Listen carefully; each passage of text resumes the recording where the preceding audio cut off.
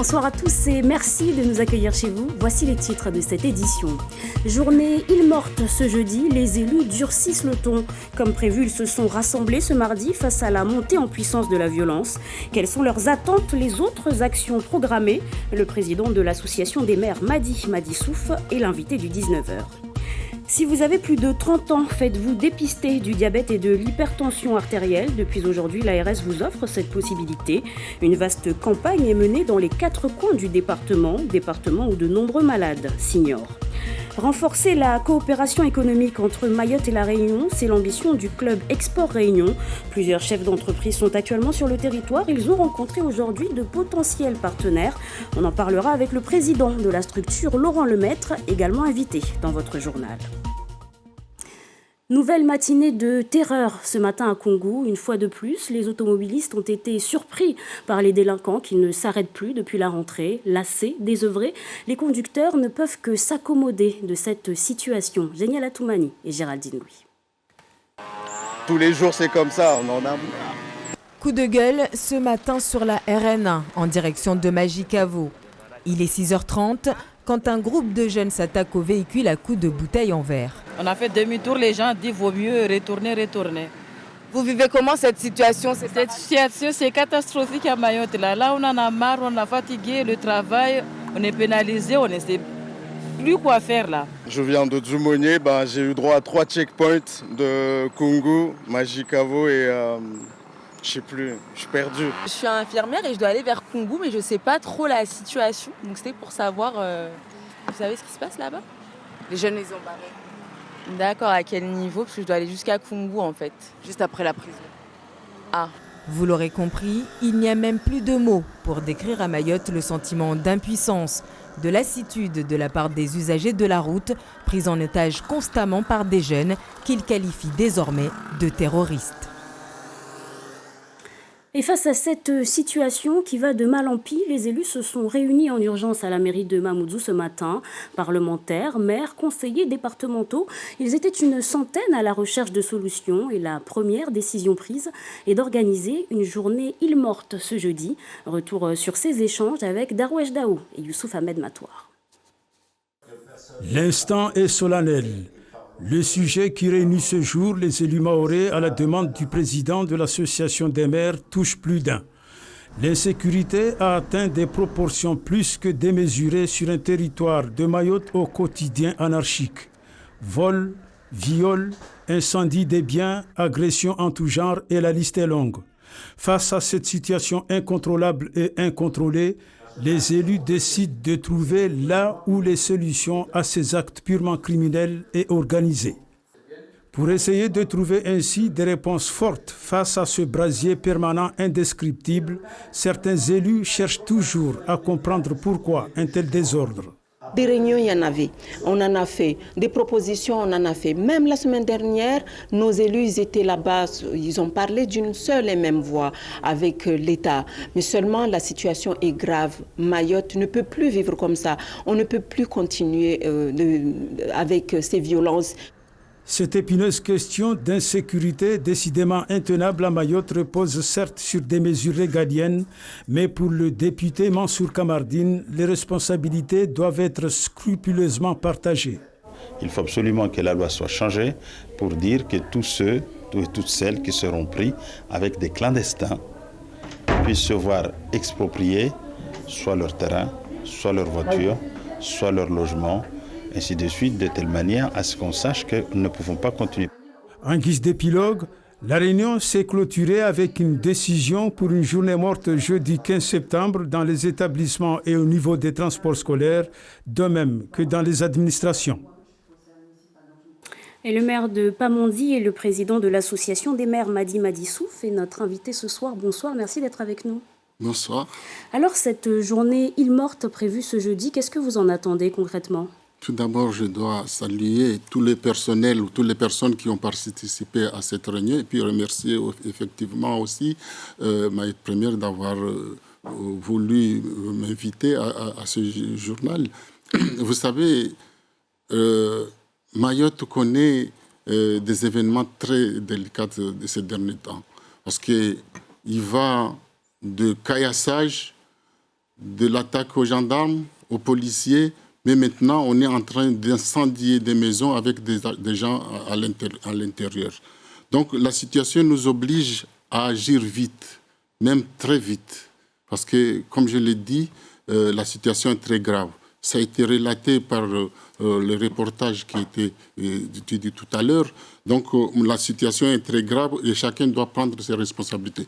Nous, les élus, on doit prendre nos responsabilités, mais aussi l'État doit prendre ses responsabilités. C'est pourquoi cette réunion de ce matin qui a été mobilisée, c'est-à-dire tout le monde était venu, vous avez vu le reportage, les parlementaires, les maires, les conseils départementaux. Et donc c'est cette journée île morte qui peut changer cette situation. Quelles sont les autres mesures dont vous avez discuté? Écoutez, madame, les réunions, on en a fait avec le préfet, avec l'État. On s'est déplacé même en métropole, on a rencontré le chef de l'État mercredi 7, mais la situation ne change pas. Donc maintenant, il faut aller au-delà. Et même, vous savez, les munitions qu'on utilise actuellement ne suivent plus, ne dissuadent plus ces jeunes, parce qu'ils sont, c'est-à-dire, on utilise des gaz lacrymogènes qui ne nuisent pas les voyous, mais ça nuit à la population. Donc, c'est pourquoi nous avons décidé aujourd'hui de nous réunir et de trouver des solutions. Ils ont parlé de journée île morte jeudi, mais ce n'est pas simplement jeudi, c'est illimité jusqu'à ce qu'on nous trouve une solution. Donc toutes les administrations vont fermer, pas de transport scolaire les prochains jours, c'est ce que vous dites? Tout à fait, parce que non seulement... Pendant combien de temps? À une durée indéterminée. Non seulement les écoles, mais les administrations communales, sauf la police municipale. Donc les CCH, tous les services de communes seront concernés. Et j'invite aussi au président du conseil général, départemental, de faire autant. Donc nous, la population, nous les élus, les maires qui nous sont dans le premier lot. Vous appelez les parents à ne plus envoyer leurs enfants à l'école par la même occasion? Tout à fait. Il y a un communiqué que j'ai sorti qui demandait aux parents de garder leurs enfants à la maison le jeudi, vendredi, même s'il faut aller de la semaine prochaine. Concrètement, quelles actions vous attendez de la part de l'État?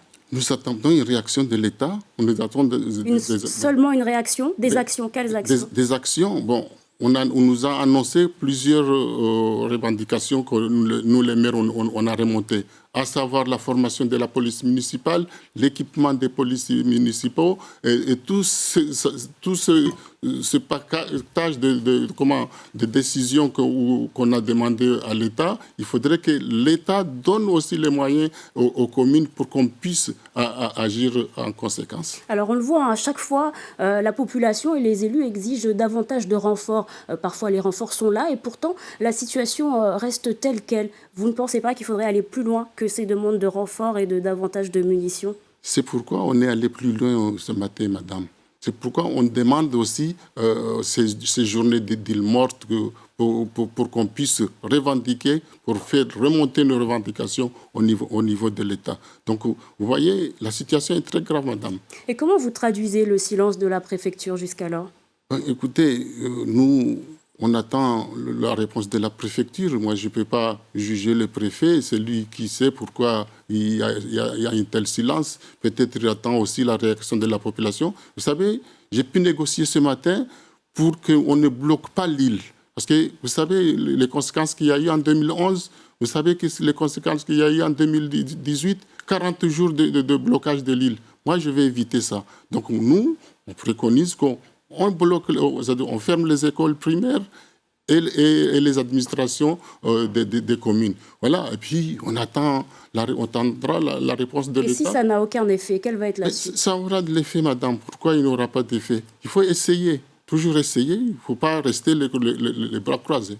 Merci beaucoup, Madi Souf, d'avoir été avec nous. C'est moi.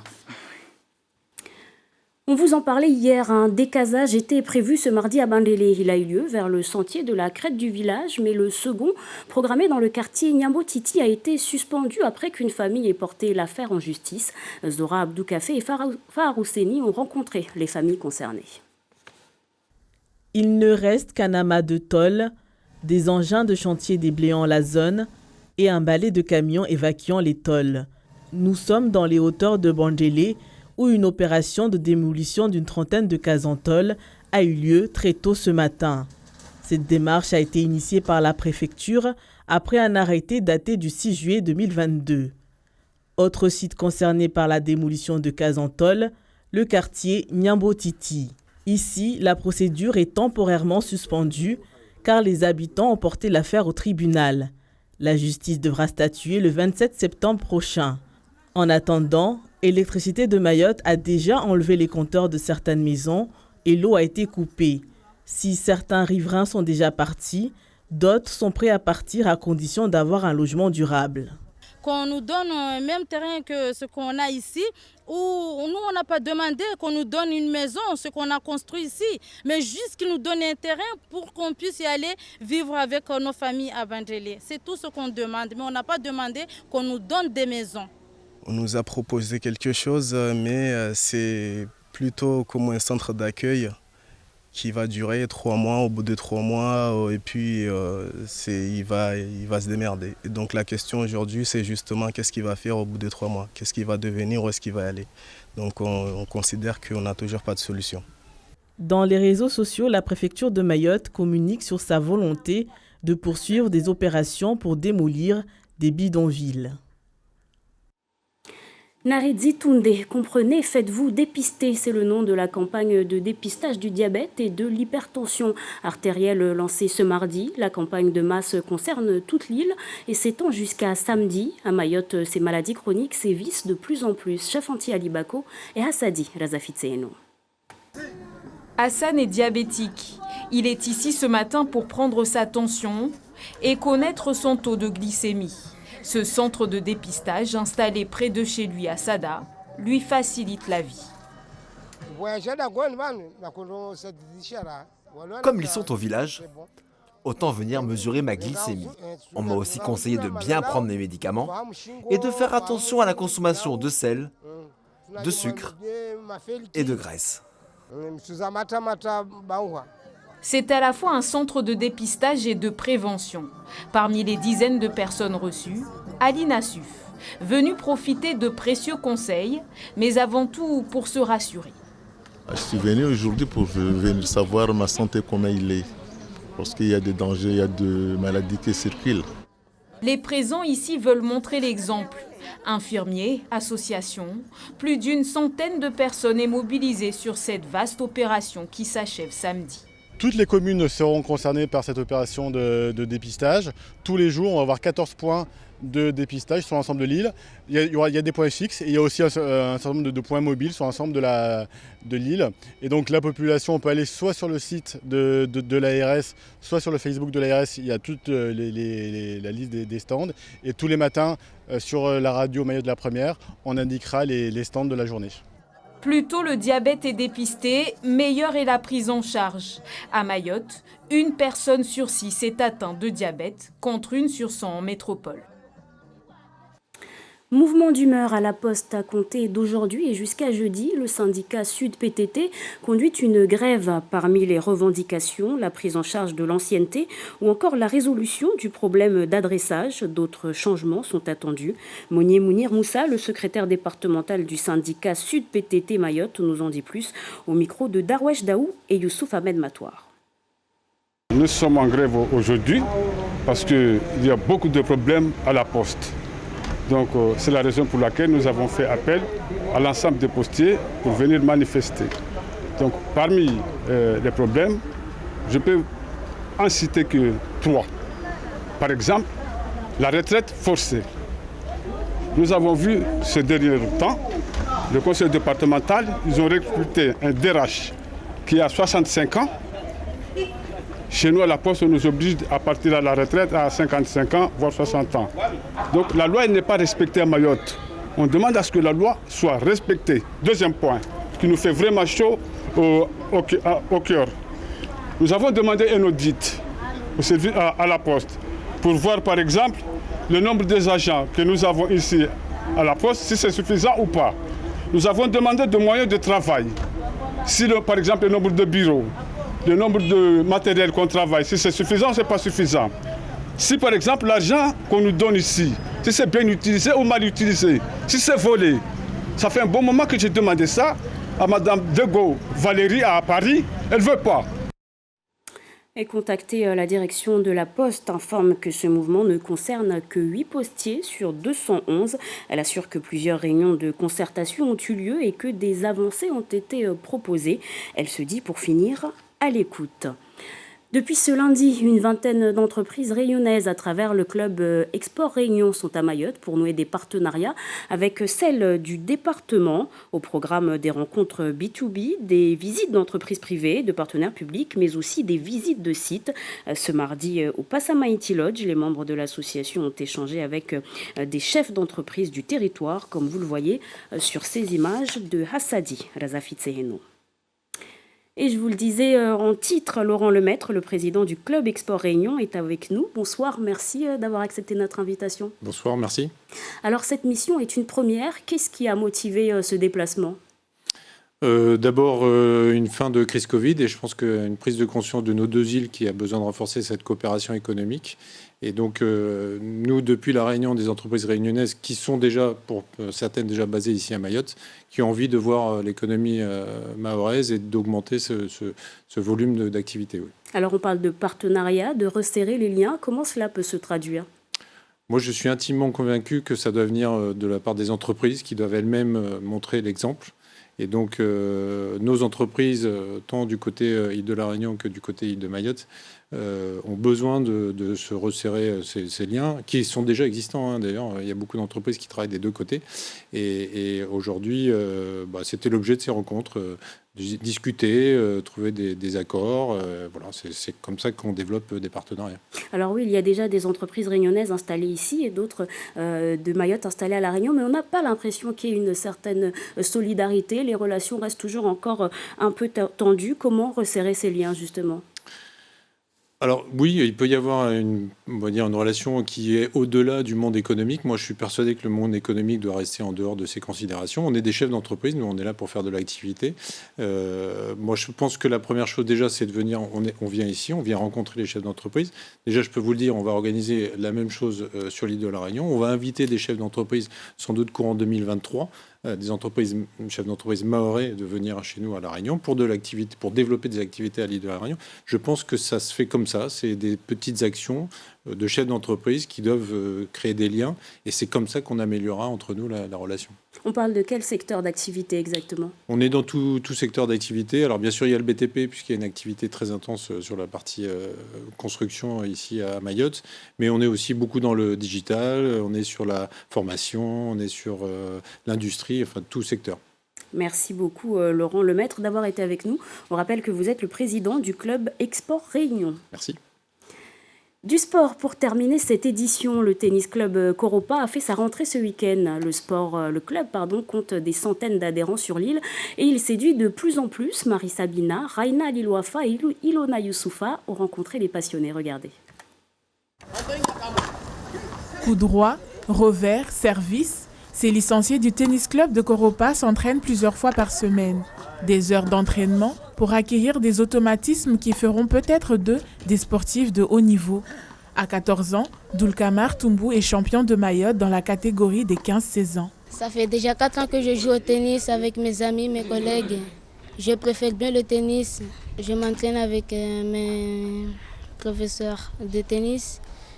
J'essaie d'être comme Rafael Nadal plus tard. Jack Mouhidine, 12 ans, pratique le tennis depuis 2 ans. Je vois le tennis à la télé, c'était bien. Mais un jour j'ai décidé d'aller jouer le tennis. Je jouais, c'était bien comme un sport. J'aimerais bien faire du tennis si je suis grand. Comment être comme Rafael Nadal et Djokovic. Accéder à l'élite mondiale, c'est l'objectif affiché par les licenciés. Le club en compte 701 cette année contre 367 l'année dernière, ce qui fait de lui le 4e plus gros club de la Ligue Réunion Mayotte. Il y a une partie qui vient le matin avec le tennis à l'école pour ceux qui sont en CE2, CM1, CM2. Et ensuite, parmi tout cela, les plus motivés, ils sont inscrits à l'année sur les entraînements de tennis d'un niveau plus important, on va dire. Et ils peuvent avoir 1 ou 2 séances de plus par semaine. Si l'engouement pour la discipline est bel et bien présent à Mayotte, la difficulté qui persiste, c'est le manque d'assiduité des jeunes. Pour permettre à ces derniers de concilier école et sport, le club vient tout juste de mettre à leur disposition plusieurs ordinateurs dans le cadre du soutien scolaire. Et c'est ici que s'achève votre édition. Merci de nous être fidèles. Tout de suite, la météo présentée par Chefo Abdallah. L'information revient demain dès 7h avec Frahati Youssouf aux commandes de la matinale radio. À 13h, c'est Alda Lidi qui vous informera en télé. Je vous retrouverai à 19h ici même. Belle soirée et prenez soin de vous.